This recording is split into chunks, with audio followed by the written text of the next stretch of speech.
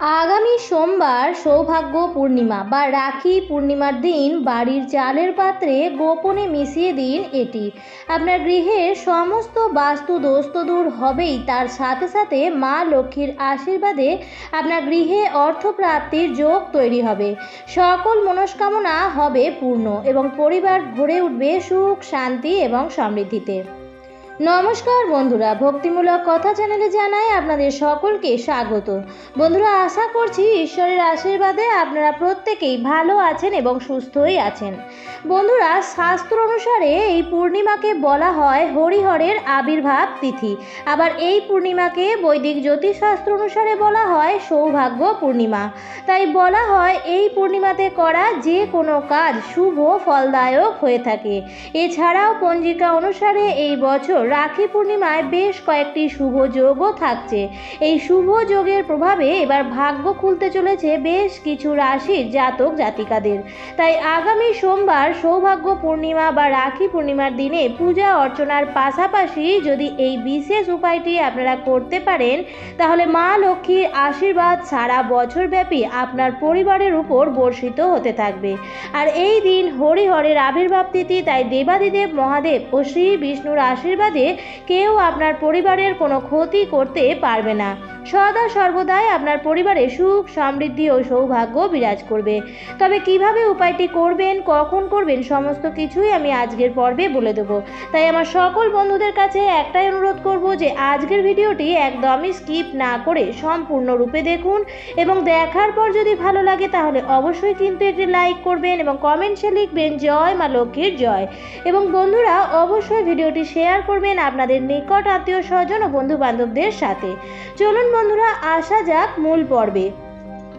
এই বছর রাখি পূর্ণিমা পড়েছে বাংলার 2রা ভাদ্র 1431, ইংরেজির 19শে আগস্ট 2024 সোমবার দিন। পূর্ণিমা তিথি শুরু হচ্ছে 18ই আগস্ট 2024 রাত 3:04 থেকে। পূর্ণিমা শেষ হচ্ছে 19শে আগস্ট 2024 রাত 11:55। 2024 সালের রাখি পূর্ণিমা উৎসব পালিত হবে 19শে আগস্ট সোমবার দিন। বন্ধুরা, সবার প্রথমেই আপনাদের জানিয়ে দিই যে এই দিনটিকে কেন হরিহরের আবির্ভাব তিথি বলা হয়ে থাকে। মূলত এই শ্রাবণ পূর্ণিমার দিনে শিবলিঙ্গে স্বয়ং শ্রীকৃষ্ণ আবির্ভূত হয়েছিলেন, যে কারণে এই দিনটিকে হরিহরের মিলন তিথি তথা হরিহরের আবির্ভাব তিথি বলা হয়ে থাকে। তাই এই দিনে করা যে কোনো শুভ কাজ স্বয়ং ভগবান বিষ্ণুর এবং শিবের সম্মিলিত আশীর্বাদ প্রাপ্ত হয়ে থাকে। পাশাপাশি এই দিনটিকে রাখি বন্ধন এই কারণে বলা হয়ে থাকে, কারণ এই বিশেষ দিনে ভগবান শ্রীকৃষ্ণ শিশুপালকে বধ করার সময় যে আঘাতপ্রাপ্ত হয়, সেই আঘাতে তার রক্তপাত হলে দ্রৌপদী তার হাতে কাপড় বেঁধে দেয় এবং তখন তিনি দ্রৌপদীকে নিজের বোন হিসেবে স্বীকৃতি দিয়ে তাকে সর্বদা সাহায্য করার এবং পাশে থাকার প্রতিশ্রুতি দেন। আর সেই কারণেই মহাভারতে যখন দ্রৌপদীর বস্ত্রহরণ করা হয়েছিল, তখন ভগবান শ্রীকৃষ্ণ দ্রৌপদীর সম্মান রক্ষা করেছিলেন। শ্রাবণ মাসে শুক্লা একাদশী থেকে পূর্ণিমা এই 5 দিন ধরে অনুষ্ঠিত হয় বৈষ্ণব ধর্মের অন্যতম শ্রেষ্ঠ উৎসব ঝুলন উৎসব। রাখি পূর্ণিমার মাধ্যমে ঝুলন যাত্রার সমাপ্তি ঘটে। ঝুলন শব্দটি মূলত এসেছে দোলনা শব্দটি থেকে। বৃন্দাবনের কুঞ্জবনে সখীদের মাঝে সেই কোন প্রাচীন সময়ে রাধা আর কৃষ্ণ পরস্পরের প্রেমাস্পদ হয়ে ঝুলনে মেতেছিলেন। আজও সেই রীতি সমানে বয়ে চলেছে প্রতিটি হিন্দু ও বৈষ্ণব সম্প্রদায়ের মধ্যে। বলা হয় এই দিনেই মা লক্ষ্মী গৃহে স্বয়ং সমৃদ্ধি নিয়ে আসে। তাই এই বিশেষ দিনে পূর্ণিমার সময়কালে গৃহে লক্ষ্মীনারায়ণ ও রাধাকৃষ্ণের পুজো অবশ্যই করুন এবং এই দিন আপনি কাউকে রাখি পরান বা নাই পরান, ভগবান শ্রীকৃষ্ণ, গণেশজি অথবা হনুমানজির উদ্দেশ্যে পারলে একটি রাখি নিবেদন করুন। আপনার বিপদে আপদে তারা আপনাকে সর্বদাই রক্ষা করবে। আর যেহেতু এই দিনটিকে হরিহরের আবির্ভাব তিথি বলা হয়, তাই এই দিনটিতে পারলে অতি অবশ্যই ভগবান শিবের মাথায় গঙ্গার জল অর্পণ করবেন। এতে ভগবান শিব এবং শ্রী বিষ্ণু উভয়ই প্রসন্ন হয়। বন্ধুরা, এই দিন খুব সকাল সকাল ঘুম থেকে উঠে যাবেন এবং ঘর বাড়ি পরিষ্কার পরিচ্ছন্ন করে স্নান সেরে নেবেন। এই দিন বাড়ির সদর দরজায় হলুদ মিশ্রিত 1 ঘটি জল অবশ্যই দেবেন। এই দিন ভগবান লক্ষ্মী নারায়ণের বিশেষ পূজা অর্চনা করবেন। মা লক্ষ্মীর সামনে প্রদীপ ধূপকাঠি ধরিয়ে নিয়ে মা লক্ষ্মীর প্রিয় ফুল ফল ও মিষ্টান্ন অর্পণ করে মা লক্ষ্মীর সামনে আপনি একটি বিশেষ জিনিস অবশ্যই অর্পণ করবেন। সেই বিশেষ জিনিসটি হচ্ছে একটি পাত্রের মধ্যে একটি অক্ষত বোঁটা সমেত নিখুঁত পান, একটি সুপারি, তার মধ্যে নেবেন একটি 1 টাকা বা 16 আনার কয়েন আর একটি কড়ি এবং তার মধ্যে নেবেন অক্ষত আতপ চাল আর নেবেন হলুদের গাঁট। তাহলে বুঝতেই পারছেন বন্ধুরা, একটি পান পাতার মধ্যে এই 5টি জিনিসকে একসাথে নিতে হবে এবং প্রত্যেকটি জিনিসের মধ্যে সিঁদুরের একটি করে ফোঁটা দিয়ে দেবেন। এরপর আপনার ঠাকুর ঘরে যে সমস্ত দেবদেবী আছেন তাদের প্রত্যেকেই ভালোভাবে পূজা অর্চনা করে নেবেন।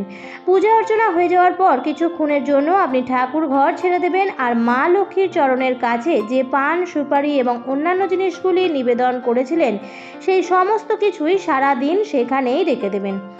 এরপর সন্ধেবেলায় যখন আপনি নিত্য সন্ধে দেন সেই সময় ঠাকুর ঘরে গিয়ে যেভাবে আগে নিত্য সন্ধে দিয়ে থাকেন সেভাবেই দিয়ে নেবেন এবং সারা ঘরে তুলসী মঞ্চে ধূপ প্রদীপ ধুনো অবশ্যই দেখাবেন। সন্ধে দেখানো হয়ে যাওয়ার পর আপনি মা লক্ষ্মীর চরণের কাছে যে জিনিসগুলি নিবেদন করেছিলেন সেই প্রত্যেকটি জিনিস শিবলিঙ্গে এবং লক্ষ্মীনারায়ণ ভগবানের চরণে ঠেকিয়ে নিজের মনস্কামনা জানিয়ে একটি হলুদ রঙের শালু কাপড়ের মধ্যে নিয়ে নেবেন। বন্ধুরা, পানটি হয়তো ততক্ষণে শুকিয়ে যাবে, তাই পানটি আপনি সরিয়ে নেবেন এবং বাকি জিনিসগুলি নিয়ে সেই হলুদ শালু কাপড়টির মধ্যে ভালোভাবে বেঁধে নেবেন এবং তারপর সেটি নিয়ে চলে আসবেন আপনি আপনার বাড়ির রান্নাঘরে।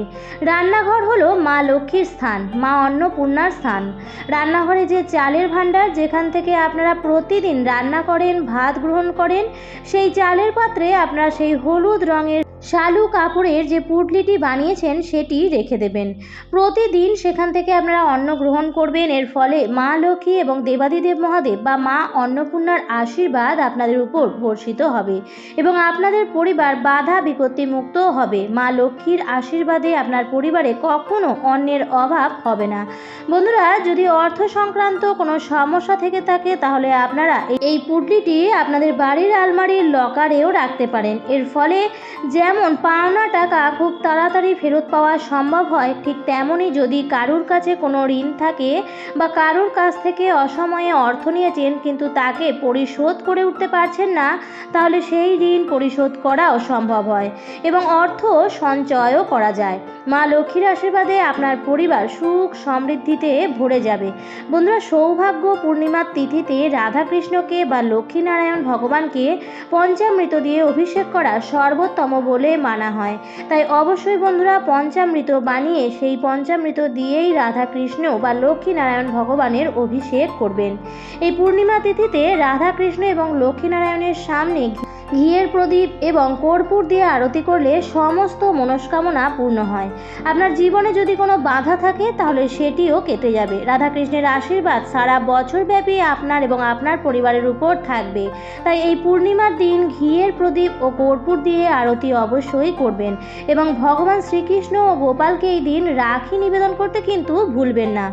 বন্ধুরা, এই উপায়টি না খরচ সাপেক্ষ না কষ্টসাধ্য, যে কোনো ব্যক্তি এই উপায়টি করতে পারবেন এবং তার সাথে সাথে দেবাদিদেব মহাদেব ও লক্ষ্মীনারায়ণ ভগবানের পূজা করে নিজের মনস্কামনা অবশ্যই জানান। আপনার মনস্কামনা খুব শীঘ্রই পূর্ণ হবে। তবে সেই দিন আপনার রান্নাঘরে ভুলেও আমিষ জাতীয় জিনিস রান্না করবেন না বা রান্নাঘরে আমিষ জাতীয় জিনিস ঢোকাবেনও না এবং রান্নাঘর পরিষ্কার পরিচ্ছন্ন রাখবেন যেন কোনো এঁটো বাসন না থাকে। এই বিষয়টি ভালোভাবে খেয়াল রাখবেন, তাহলেই এর পূর্ণ ফল অবশ্যই পাবেন।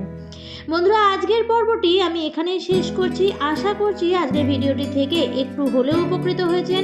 তাই যদি ভিডিওটি দেখে ভালো লাগে তাহলে অবশ্যই লাইক কমেন্ট শেয়ার করবেন বন্ধুরা। আর যদি চ্যানেলে নতুন হয়ে থাকেন তাহলে অবশ্যই চ্যানেলটিকে সাবস্ক্রাইব করে আমার সাথে থাকবেন। দেখা হবে পরবর্তী নতুন কোনো ভিডিওতে। ভালো থাকবেন, সুস্থ থাকবেন। ধন্যবাদ।